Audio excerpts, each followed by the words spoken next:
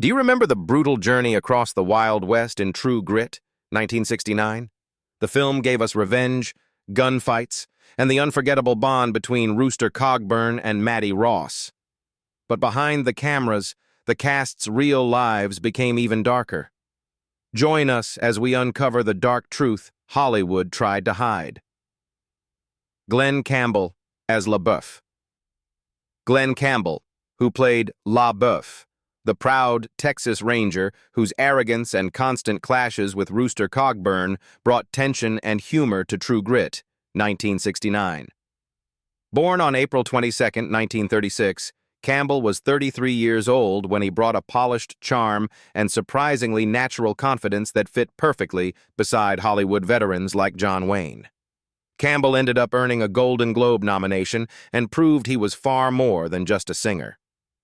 Glen Campbell passed away on August 8, 2017, at the age of 81 in Nashville, Tennessee, after a long battle with Alzheimer's disease.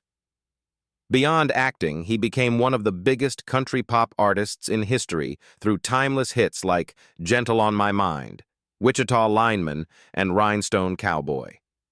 Across a career that lasted more than 5 decades, he sold over 45 million records worldwide, won multiple Grammy Awards, and built an estimated $30 million fortune while leaving behind one of the most recognizable voices in American music.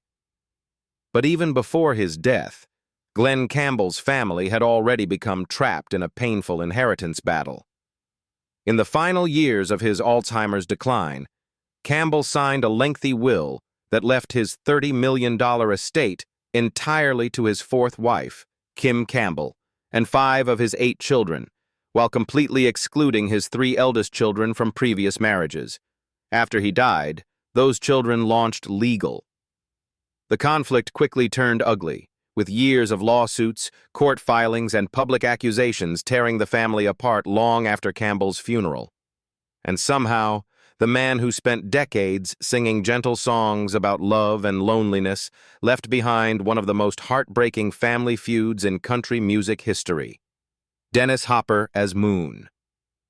And then we have Dennis Hopper, who played Moon, the reckless outlaw gang member whose brutal finger-cutting scene became one of the most disturbing moments in True Grit, 1969. Born on May 17, 1936, Hopper was 33 years old when he took on the role, bringing a nervous, unpredictable energy that perfectly matched the film's violent world.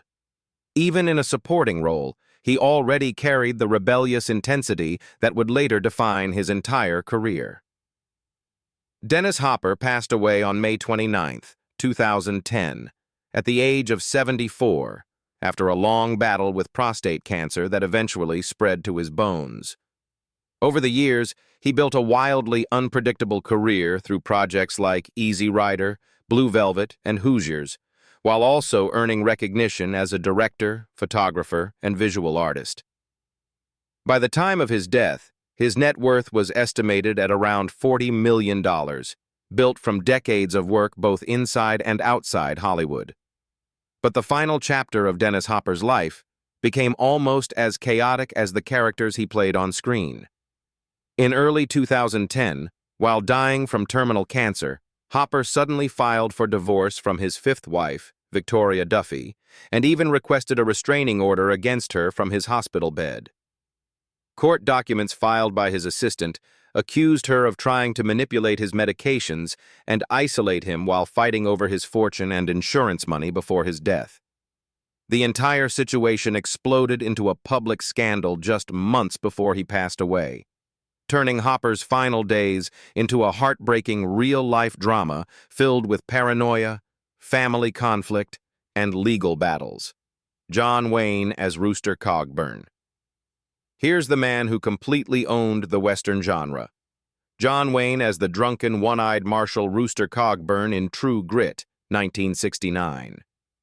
Born on May 26, 1907, Wayne was already 62 years old when he took on the role that finally earned him his first Oscar for Best Actor. With his rough voice, intimidating screen presence, and stubborn toughness, he didn't just play Rooster Cogburn.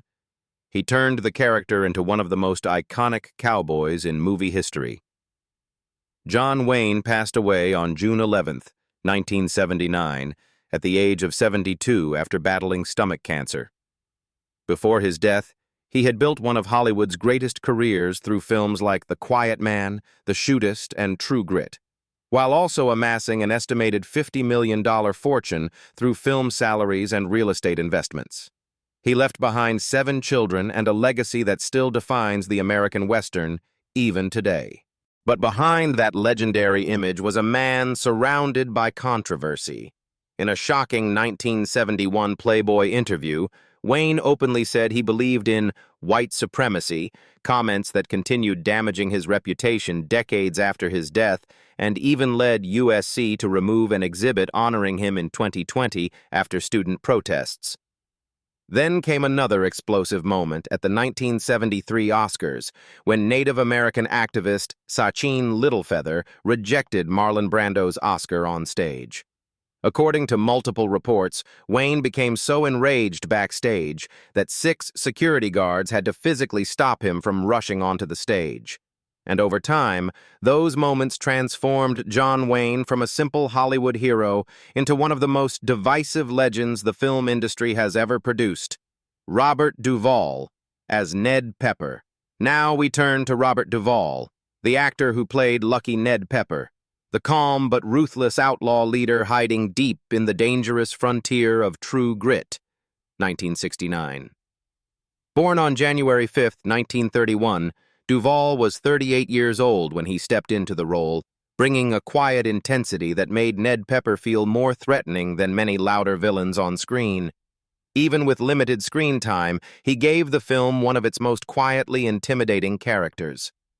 Robert Duvall passed away peacefully on February 15, 2026, at the age of 95 at his farm in Middleburg, Virginia.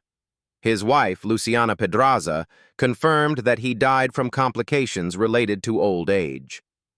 Across 7 decades in Hollywood, Duvall built an extraordinary career through films like The Godfather, Apocalypse Now, and his Oscar-winning role in Tender Mercies.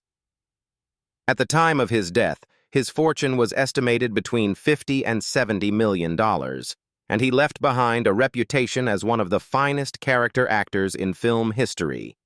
Yet off-screen, Robert Duvall's personal life often drew just as much attention as his performances.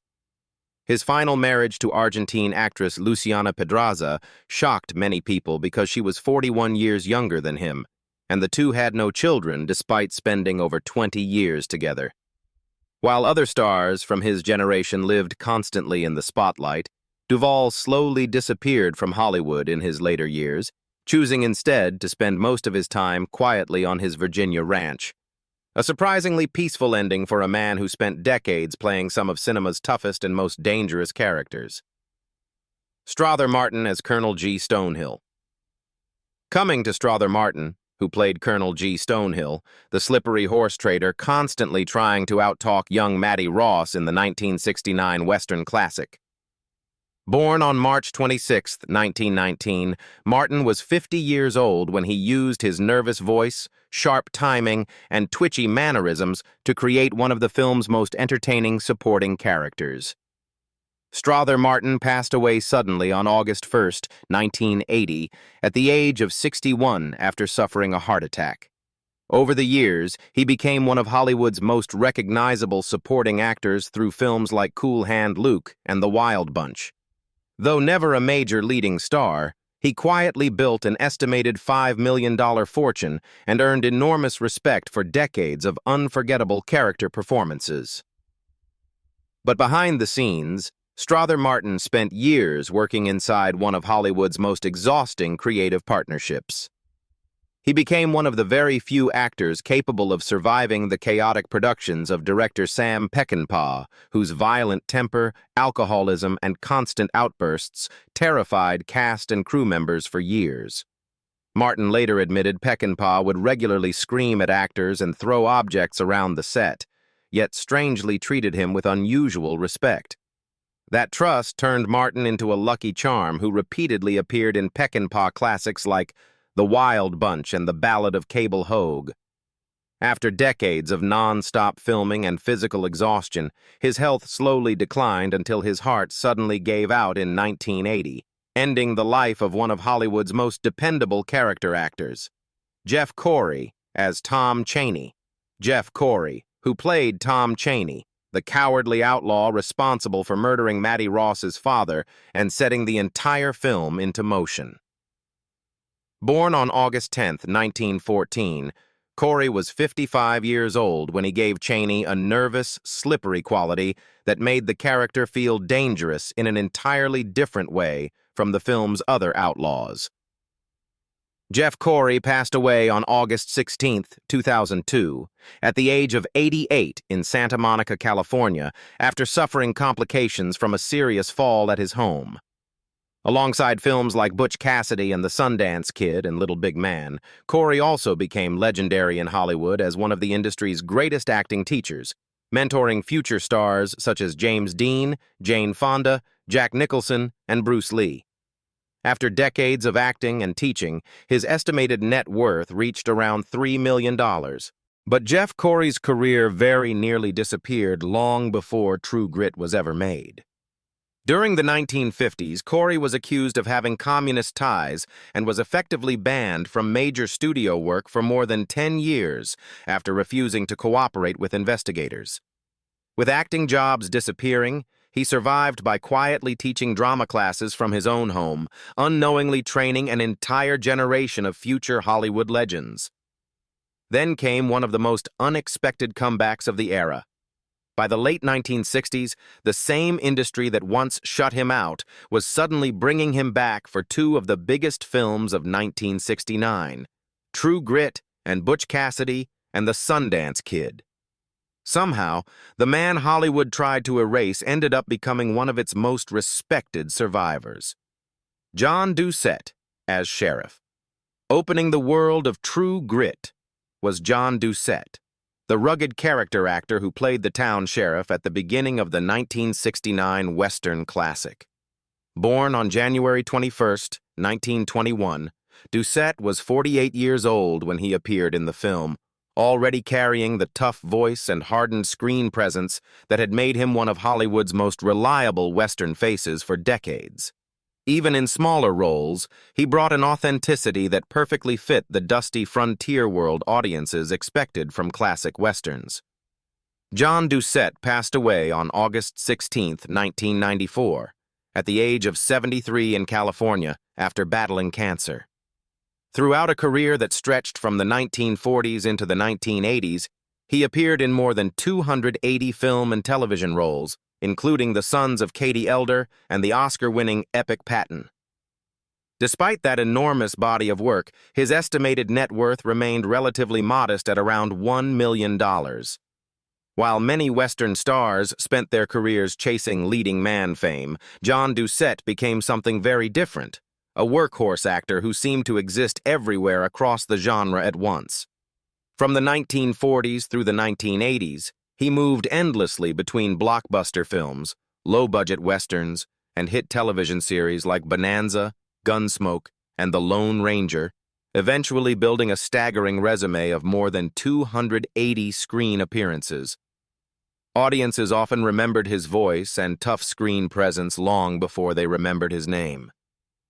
After decades of helping shape the image of the American frontier on screen, Hollywood finally honored him late in life with the Golden Boot Award, recognizing just how much the Western genre had quietly depended on actors like him all along. James Westerfield as Judge Parker. The owner of True Grit's harshest moments belonged to James Westerfield, who played Judge Parker, the feared, hanging judge known for his brutal courtroom authority in the 1969 Western.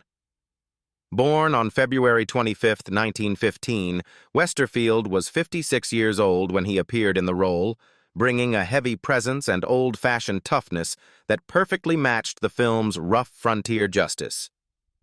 James Westerfield passed away suddenly on September 20, 1971, at the age of 58 after suffering a massive heart attack.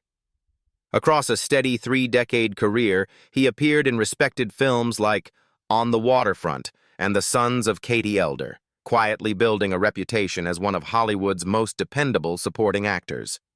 What made James Westerfield's story even more tragic was how suddenly everything came to an end. Even during the later years of his career, he never slowed down and remained deeply devoted to live theater, personally managing and directing more than 50 musical productions at his own summer theater in Danbury, Connecticut, while also helping oversee productions at the famous Greek Theater in Los Angeles. Then, only 2 years after True Grit became a major success, Westerfield suddenly suffered a fatal heart attack in 1971 at just 58 years old, shocking Hollywood and ending the life of an actor who never truly stopped working. Alfred Ryder as Gowdy next. We have Alfred Ryder, who played the sharp-tongued defense lawyer Gowdy in the 1969 classic. Born on January 5, 1916, Ryder was 53 years old when he appeared in the film, using his deep voice and commanding delivery to make the short courtroom sequence feel surprisingly intense. Alfred Ryder passed away on April 16, 1995, at the age of 79 in Englewood, New Jersey, after battling liver cancer. Known for his long career in theater, television, and acting instruction, Ryder spent decades appearing in productions across Broadway and Hollywood while quietly building an estimated $1.5 million fortune. Yet acting had been part of Alfred Ryder's life almost from the very beginning. He started performing professionally on radio programs at only 8 years old, and that same rich, commanding voice later carried him through decades of television work in series like Mission Impossible: The Invaders, and The Rockford Files. After retiring in the late 1980s, however, Ryder chose a completely private life away from Hollywood. He moved in with his sister, actress Olive Deering, and spent his final years quietly living at the Lillian Booth Actors Home in New Jersey, where his ashes were later scattered in the facility's rose garden. Edith Atwater as Mrs. Floyd. Appearing briefly but memorably in True Grit was Edith Atwater, who played Mrs. Floyd, one of the refined women helping ground the rough Western world of the film with quiet elegance.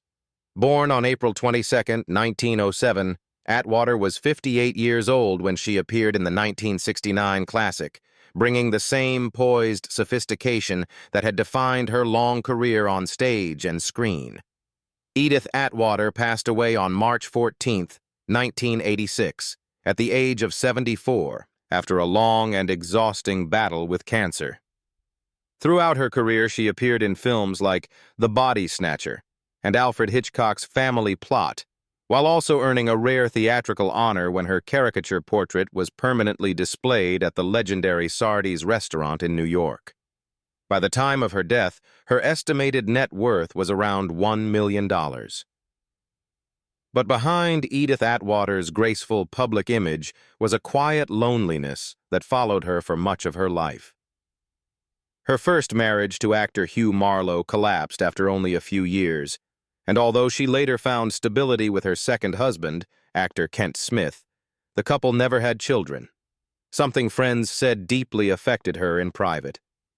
Then, during her final years, cancer slowly devastated her body inside Cedars-Sinai Medical Center. Yet even while facing constant pain and physical decline, Atwater reportedly remained remarkably composed throughout her entire career. Carlos Rivas as Dirty Bob. Now we come to Carlos Rivas, who played the outlaw cowboy Dirty Bob in True Grit, 1969. Born on February 16, 1925, he was 44 years old when he brought a sharp intensity and rugged charm to the role, continuing the strong screen presence that had already made him one of the most recognizable Latino actors working in Hollywood during the 1950s and 1960s. Carlos Rivas passed away on June 16, 2003, at the age of 78 in Los Angeles, California, after complications from prostate cancer. Years earlier, he had exploded onto the Hollywood scene through his breakthrough role as Lun Tha in the Oscar-winning musical The King and I, 1956, a film that won 5 Academy Awards and introduced him to audiences around the world. But Carlos Rivas's greatest legacy reached far beyond acting itself. After spending years watching Latino performers struggle against stereotypes and limited opportunities in Hollywood, he decided to fight back using his own influence inside the industry. In 1970, Rivas joined stars like Ricardo Montalban and Henry Darrow to co-found the organization Nosotros, one of the first major groups dedicated to improving opportunities and public representation for Hispanic actors in American film and television. The movement quickly became a powerful voice against discrimination in Hollywood and helped open doors for future generations of Latino stars. And through that work, Carlos Rivas became one of the quiet pioneers who helped change Hollywood itself. John Fiedler as Lawyer Daggett. Bringing nervous energy and sharp courtroom tension to True Grit was John Fiedler, who played Lawyer Daggett in the 1969 Western classic. Born on February 3, 1925, Fiedler was 44 years old when he appeared in the film, already known for his distinctive voice, anxious mannerisms, and ability to turn even small supporting roles into memorable characters. Whether on screen or behind a microphone, he had a style audiences could instantly recognize. John Fiedler passed away on June 25, 2005, at the age of 80 after battling cancer. Beyond films like 12 Angry Men, where he played the timid juror number 2, he became beloved worldwide as the gentle voice of Piglet in Disney's Winnie the Pooh franchise. After decades in film, television, and voice acting, his estimated net worth was around $2 million. But the final chapter of John Fiedler's life became painfully quiet and isolated. As cancer slowly destroyed both his physical and emotional health, he withdrew almost completely from public life, while living in an actor's nursing home in New Jersey. Then came an eerie coincidence that deeply affected Hollywood. Fiedler died just one day after his close friend Paul Winchell, the legendary voice of Tigger, passed away on June 24, 2005. In the span of less than a week, audiences around the world suddenly lost two of the most recognizable childhood voices from Winnie the Pooh, turning that summer into an unexpectedly heartbreaking moment for an entire generation. Jeremy Slate as Emmett Quincy. Then there is Jeremy Slate, who played Emmett Quincy in the 1969 Western classic. Born on February 17, 1926, Slate was 43 years old when he appeared in the film, already recognized for his rugged screen presence and steady career across television, movies, and country music songwriting during the 1960s and 1970s. Jeremy Slate passed away on November 19, 2006, at the age of 80 in Los Angeles after complications following surgery for esophageal cancer. Alongside acting in film and television, he also spent years writing country music and working across multiple entertainment industries.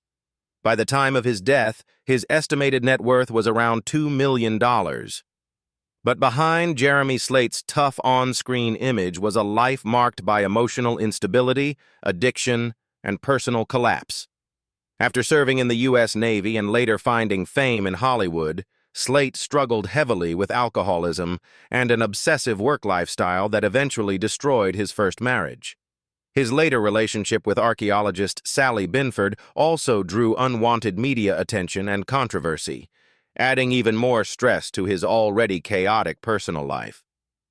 As his career slowly faded, Slate became increasingly withdrawn from public life before cancer finally ended his long struggle in 2006.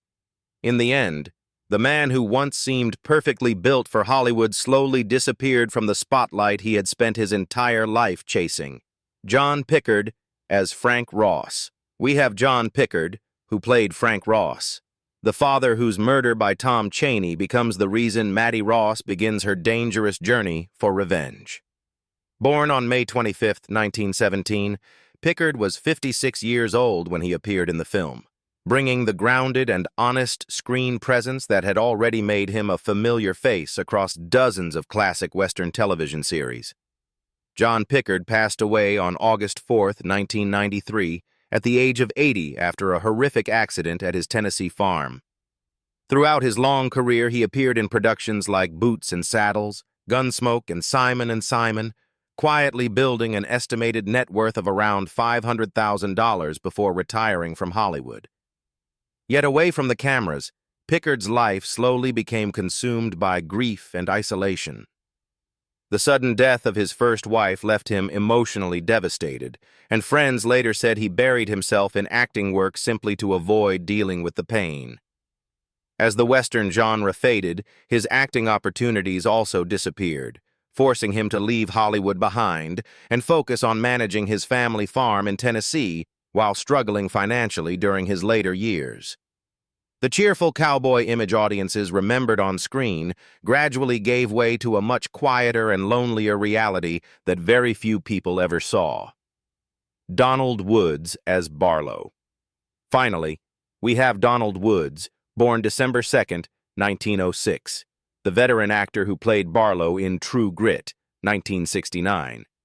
At 62 years old, Woods appeared as one of the supporting townsmen connected to the early events surrounding Mattie Ross's search for justice after her father's murder. Though the role was small, his calm and experienced performance helped ground the opening world of the film and added authenticity to the rough frontier setting.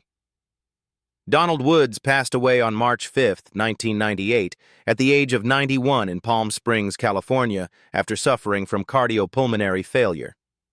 Across a remarkable career spanning more than 6 decades, he appeared in 75 films and over 150 television programs, becoming a familiar face in countless low-budget but highly popular Hollywood westerns and mystery productions. That was why his story became one of endurance and consistency. After years appearing in successful series like Ironside and Alias Smith and Jones, Woods finally closed his 60-year acting career with a small role in the television series The Mississippi in 1984. From there, he stepped away from Hollywood almost completely, choosing a peaceful private life with his family rather than chasing fame into old age. And somehow that quiet ending fit perfectly for a man who had spent most of his life simply doing the work and surviving an industry that rarely allowed careers to last that long. That was the cast of True Grit, 1969, that you may not remember at all. After more than 5 decades, many of their real lives turned out to be just as emotional, complicated, and unforgettable as the film itself.